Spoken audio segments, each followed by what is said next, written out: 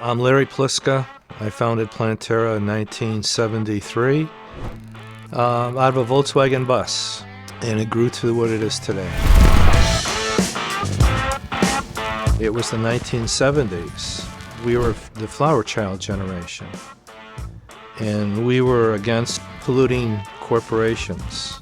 We rebelled against them as well as the Vietnam War. So Planterra was based on peace and love. It goes back to 1972 when the third partner, Andre Bond, and I lived together in a bachelor pad in Birmingham, Michigan.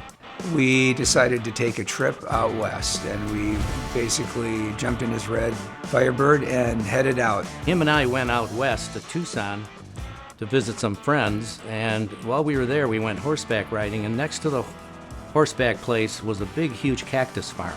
And we filled the trailer with cactus plants of all kinds, from little 2-inch things all the way up to these big saguaro cactus. We basically did a search and rescue of cacti from different nurseries, and the rest is history. Larry says, I'll take them all. I want all of them, and I'll take them back to my store.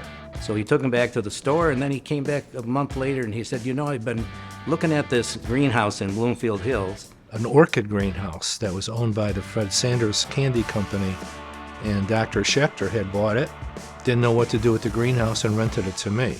I'll never forget, we had a big delivery truck from Florida come in there, and he got stuck in the mud and blocked the whole road. And these people were so pissed. We couldn't get the truck out for at least 8 hours, I think it was, because the road was so narrow they couldn't turn the truck around. So anyway, that's how Planterra started with the three of us.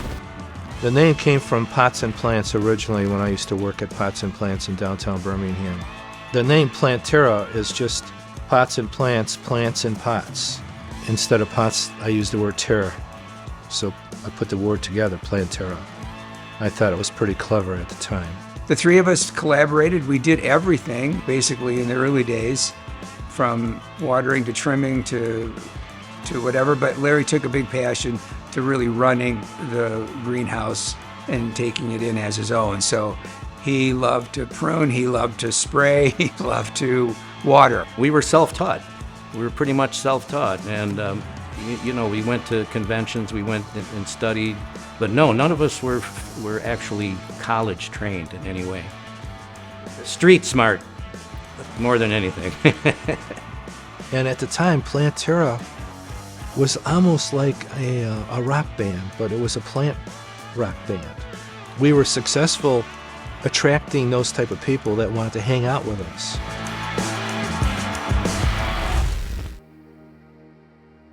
We started doing shopping malls. We did Eastland. We did 12 Oaks when it first opened. They did Somerset. We were all over Michigan, Grand Rapids, Flint, doing interior of commercial buildings and malls.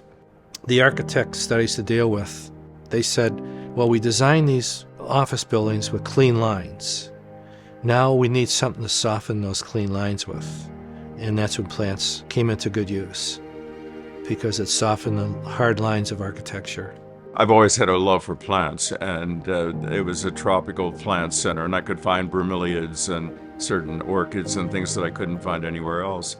But then as it began to emerge, every time you went to a new office building or an upscale boardroom, there were Planterra plants, and at theaters, and the whole concept was so exciting, so creative, and so innovative. The major connection with Planterra happened with the opening of Renaissance Center in Detroit, because I did a major work and it was framed by plants from Planterra.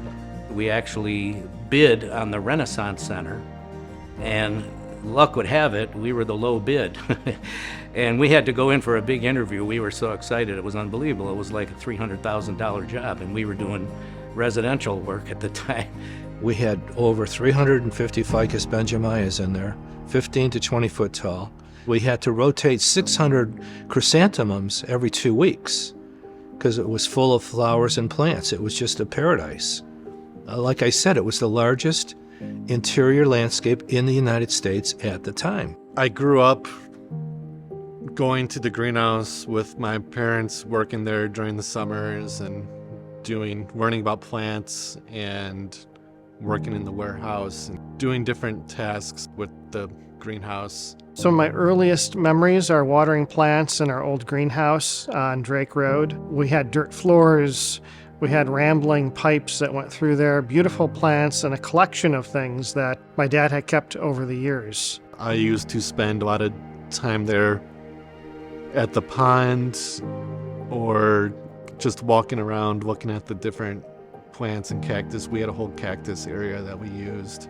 I used to call the previous greenhouse the bayou because it was just crawling with frogs and insects and all sorts of things, which was incredible for a young kid. The old greenhouse was made out of redwood and cedar, and it was built in the 1930s. It was very romantic, but it was also falling apart, and we couldn't rebuild it. Very nostalgic, but not very functional. So a lot of stuff we had to do manually. A lot of times it was a struggle to work out of that building. First time I met them was they were in the old greenhouse, which had a charm to it too. And when they said that they wanted to move into this place, actually they were out scouting for good greenhouses, and they found this one in Belgium. And I said, "You guys are nuts." Economic times were uncertain. There was a recession looming.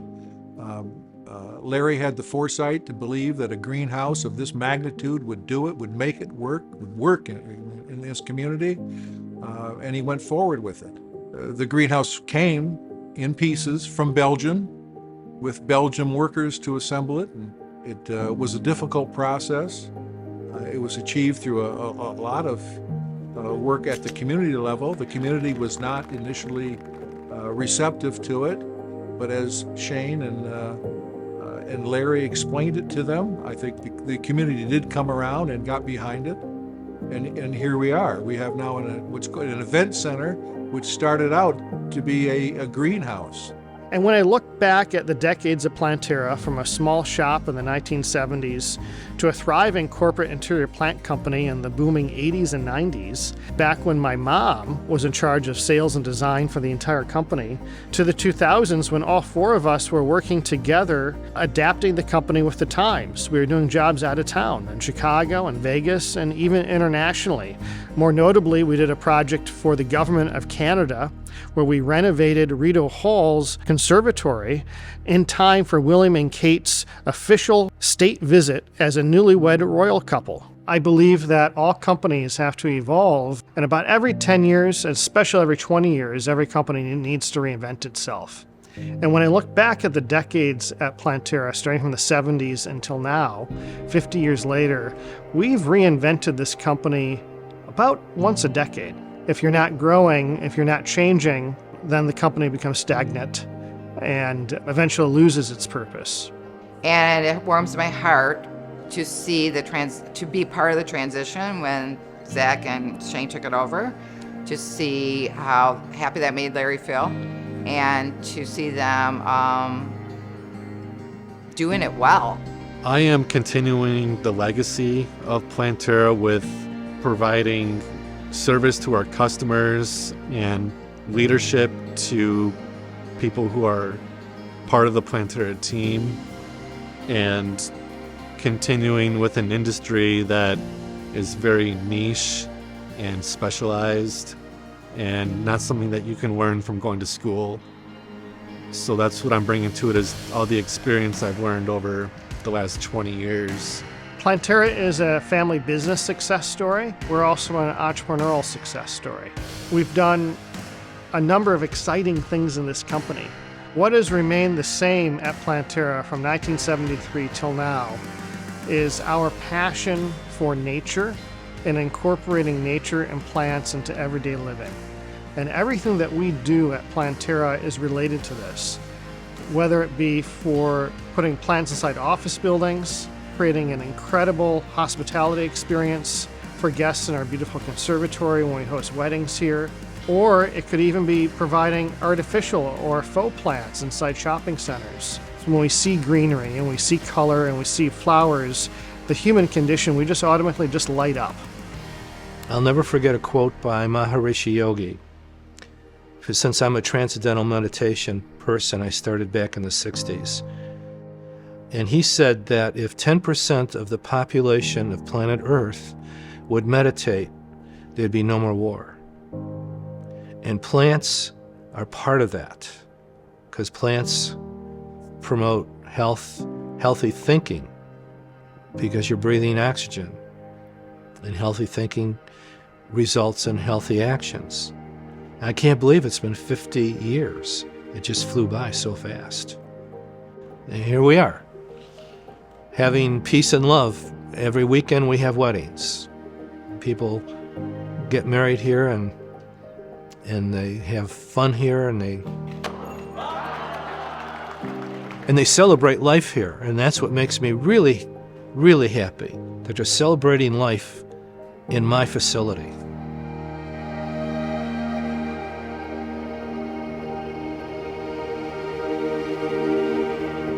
I would like to send out a special thank you to all the employees, past and present, my good friends that are here this evening, and my supporting family, Carol, Shane, and Zach, for all the hard work, love, and creativity that brought Planterra to this level of success, which I am truly grateful for.